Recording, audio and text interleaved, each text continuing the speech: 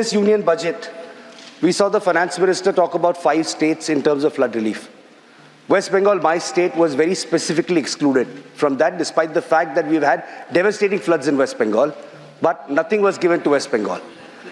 Sir, this disaster has now happened in Kerala, which, as a lot of honorable members have said before me, should be considered a natural disaster.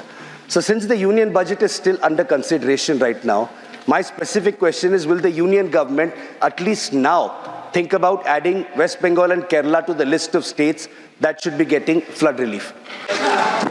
दादा मुझे बोलने के कहा है। ओ दादा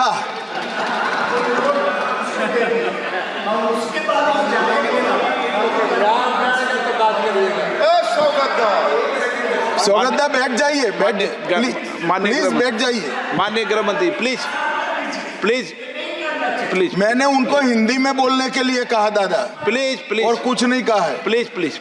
disaster के पैसे रिलीज करने का राज्य के साथ पास अधिकार नहीं है, वो गलत है माननीय। मैं इसकी भी स्पष्टता करना चाहता हूं, क्योंकि सदन का रिकॉर्ड साफ रहना चाहिए।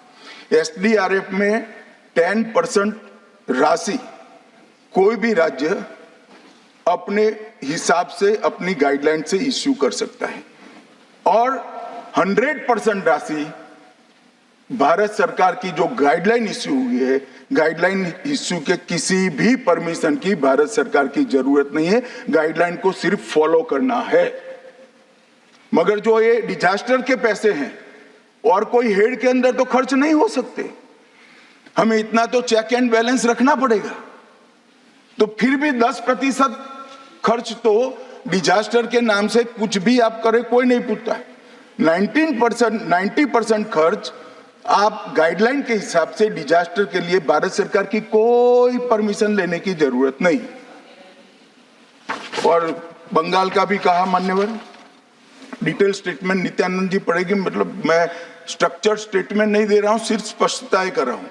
मान्यवर बंगाल का भी कहा, हमने 6,244 करोड़ रुपया 14 से 24 तक बंगाल के अप्रूव किए हैं, और जिस प्रकार से इनके खर्च का हिसाब आता है इस हिसाब से रिलीज होते हैं।